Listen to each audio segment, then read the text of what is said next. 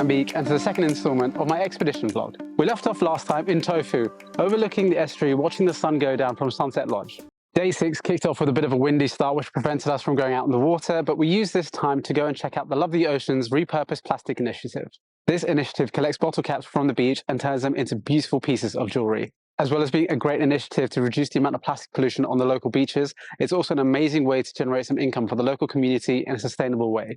Then after lunch, the wind had died down a little bit and it was enough for us to be able to get out in the water again for an ocean safari to try and spot some whales. The water was still a little bit choppy, but it wasn't long before we got our first whale interaction. We could see fin slapping in the distance, so we headed off towards that direction, and what happened next was an incredible encounter. As we approached the location where we saw the humpback whale in the distance, we were greeted by a pod of bottlenose dolphins that were cruising through the waves. Then out of nowhere, a juvenile humpback whale burst through the water in between the pod of dolphins. It looked like a juvenile whale that had recently weaned from his mother and been set off into the blue all by itself, and clearly it found friends with this pod of bottlenose dolphins. I managed to grab some cool shots of it, as well as of the bottlenose dolphins, as they came quite close to the boat. Then suddenly we couldn't see anything anymore, and we thought it left the encounter, and we were just about to move on until we looked underneath the boat and we could see the white underneath of the whale. It was clearly checking out the underside of our boat and popped up right behind us, giving us a really close look at this amazing whale, and it was closely followed by the bottlenose dolphins. We saw a couple of breaches in the distance and had a few more short encounters with whales before we headed back to the shore. When we got back home, I put the drone up in the air just to see if there's anything else left in the area before sunset, and I managed to record this amazing footage of a newborn calf and its mother. Humpback whales are actually born bright white and change to their characteristic dark grey colour over the first few weeks of their life. As you can tell from the colour of this baby whale and the wrinkles that it's still got, it was probably born only a couple of days ago, and you can see how close it's staying to its mother.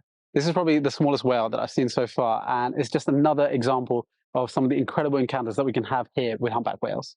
Now, day 7 was all about diving. The weather was back on our side and we were going to make the most of it. We decided to do a double tank dive, staying out on the water for both dives. Our first location was the aptly named Eel Alley, where there's moray eels as far as the eye can see. My specific goal with this dive was to spot and photograph dragon eels, which are a species that I've never seen before, but I've always been fascinated by.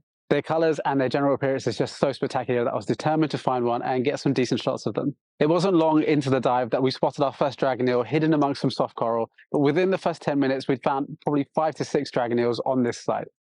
I'm still getting used to using the dive lights and manoeuvring them to where I need for the proper lighting, but I managed to grab some snaps of one of the dragon eels that was sitting on the sand floor. I stayed down with it for a little while, hoping it would move into the perfect position, but unfortunately it wasn't really cooperating. But I swung my camera to the right, and there was a giant moray which was being cleaned by cleaner shrimp. I've actually never seen cleaner shrimp before, so that was also a really cool experience. And along with the cleaner shrimp, there was a whole cave full of peppermint shrimp, which I'd never seen before either. So a really good start to the dive. I'd been sitting with these eels on the sandbed for quite some time, which meant that I was running out of bottom time, and I started to ascend and shallow up my dive. As I was doing so, I saw one of the other members of the group frantically waving at me to look at what was behind me. And to my astonishment, I turned around and I saw just the last bit of a whale's tail going past. I just caught the end of it, but she saw the entire thing go past, and it was just the most incredible thing for her to be able to see a whale on a dive. So dragon eels, great visibility, and seeing a whale on a dive, great start to the morning, and we still had another dive to go after that. We spent our surface interval on the boat, having lollipops and rehydrating, and whilst the motors were off from the boat, it meant that a lot of whales were coming close to us, and we had some great close encounters whilst waiting for our second dive.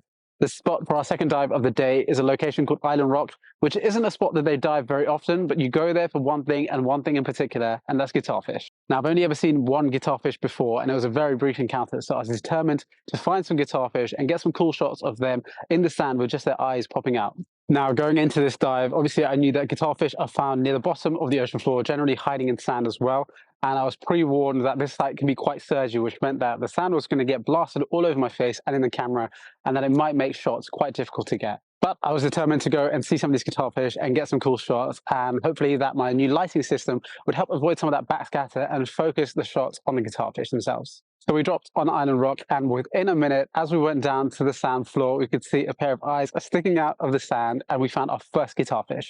It's amazing how well they camouflage into the sand, and it really does take quite a good eye to be able to find them sometimes. Once we found that first one, we also noticed that there was 3 or 4 nearby, almost completely covered with the sand. Now, to get the kinds of shots that I wanted with these animals, I had to get down low with them on the sand bed. Luckily, there isn't a lot of reef in the area, and they tend to stick around in the sand, but it's very important to look around and make sure there's no stonefish in particular in the area, and make sure you're not squishing any other guitarfish. So I got down in front of this individual, down low with it in the sand, and managed to get these shots of it, which I'm really, really happy with. I really wanted to get the shots of just the eyes poking out of the sand to show what it's like trying to spot these animals in the wild. I really learned to ride the surge and time my shots according to where the water was taking me. Now, this is one of my favorite shots that I took from the day. I managed to keep focus on the eye of the guitarfish whilst all the debris and algae washed over the top of it with the surge. Over the dive, we spotted maybe 10 to 12 guitarfish, some being more photogenic and friendly than others. We also spotted this amazing crocodile flathead fish, which was blended in perfectly to the algae on the rocks. It made it really difficult to focus, but I managed to get one shot, and it's also the first time that I've seen this species. Now, I was down photographing some lionfish when I heard this loud rattling noise in the distance, which was our dive instructor trying to tell us that there was something that we really needed to see. By the time we got to her, all we saw was a massive smile on her face as she'd just seen a humpback whale go past. That's 2 whales in 2 dives, and it was just amazing for her to see that. She's been diving these areas for such a long time, but that was her first whale on a dive. We came back exhausted from being out on the water for half of the day, but it was definitely worth it. 2 amazing dives and 2 encounters with whales. What an amazing day we had on the water. Day 8, and we were straight back on the water, making use of the good weather, and we headed out to the famous manta dive site here. Now, whilst this site used to be a manta cleaning station, encounters with the mantas here are far less regular, but nonetheless, it's an incredible site with a lot of life on the reef. As soon as we got down to the dive site, we were greeted by a massive school of fusiliers, and we knew this was going to be a good dive from the start. After that, we also spotted a potato bass, something I've never seen before either. It wasn't super friendly, and it did swim off when we tried to get close to it, but I managed to snap one shot from the distance, and it was just nice to see one for the first time. Now, the highlight of this dive for me was definitely finding a porcelain crab living in an anemone with a pair of clownfish. Now, whilst I've seen porcelain crabs before in the Maldives, that's back when I was shooting on GoPro, and the wide-angle nature of GoPro meant that I couldn't get any usable images or videos of the crabs. But now with my Sony, whilst it's not a macro setup, I'm able to crop in on the images that I took, and I'm really happy with how it came out and the detail that you can see in these tiny crabs. They have such good personalities and funny little faces. We came in for a quick lunch before heading straight back out on the boat for an ocean safari. We could see there were plenty of whales in the area, and we were trying to get some more close encounters with these amazing animals. Now, the thing about whales is that they're incredibly sneaky for such massive animals, and they can appear on you out of nowhere and just silently. And that's exactly what happened on this day. We were concentrating on a pod of whales in front of us when one sneaky whale came up right next to us and spy hopped, sticking his head out of the water to get a better look at us from the side of the boat. Now, luckily, I was able to see it out the corner of my eye just in time and spin around to take this shot of the front of its face as it was poking out of the water. After this, we had a close encounter with a mother whale and her calf, before also seeing a pair of males being quite boisterous in the water, causing some damage to each other. Managed to grab some snaps of that, and we headed back into shore as the wind was picking up again. Now, we went to bed knowing that the wind was picking up again overnight, hoping that it wouldn't disrupt our dives for the last day of the expedition. Sure enough, when we woke up, it was incredibly windy and the swell was pretty damn big, but we did risk it to go out for one last dive of this expedition, and I'm so thankful we did, because we had the most incredible dive. Now, the dive itself was pretty straightforward. It was going to be a nice and chill drift dive, just follow the current down the reef. We saw some lionfish, lots of eels, and even a couple of adorable porcupine pufferfish sleeping under crevices. Now, the highlight of this dive, and probably the whole trip in general, happened during the safety stop. As we were coming to our deep safety stop at about 10 to 12 meters, I could see a shadow out of the corner of my eye just go past us. Now, it was the distinct shape of a humpback whale, making it 3 humpback whales in 5 dives so far on the expedition, and it was just incredible to see it go past. It was very quick, and I thought, what a cool encounter, and I've seen a humpback whale underwater for the first time. But that's not where it stopped. The whale then turned around and came directly towards us. All the members of our group saw this amazing whale in front of us. It was only a juvenile, but it was still massive, probably 6 times the size of each one of us. Now, it came directly towards us before swimming up to the surface, and it was just the most incredible thing that I've ever seen. I was so in awe of it that I forgot that I had a camera in hand, the first time that's ever happened to me.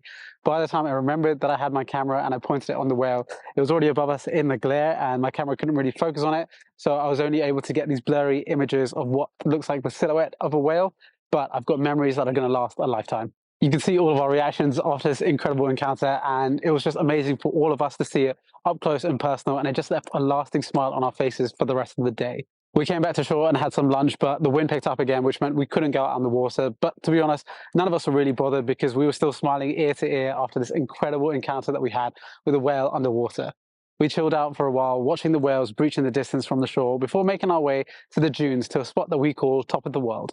Now, this is one of the most beautiful spots that I've ever been to, and it's a fitting place to celebrate our last night of this amazing 10-day expedition. We've shared in so many incredible encounters and experiences over the last 10 days, and it was amazing to be able to do this with a great group of people. The whales are obviously the star of the show here, from seeing them when we wake up in the morning from our balcony, to being on the boat and having close encounters with them, to apparently seeing them underwater as well, which has just been incredible.